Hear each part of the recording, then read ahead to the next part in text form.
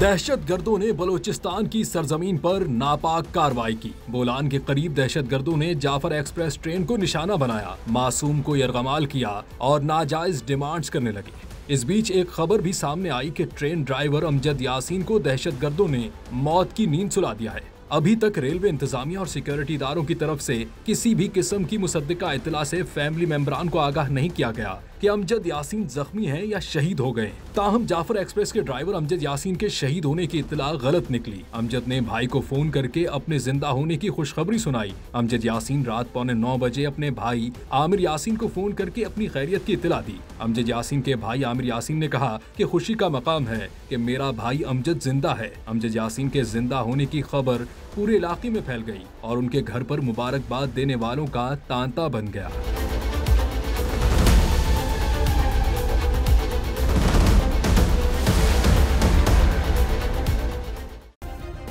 Subscribe करें और bell दबाएं ताकि कोई खबर रह न जाए।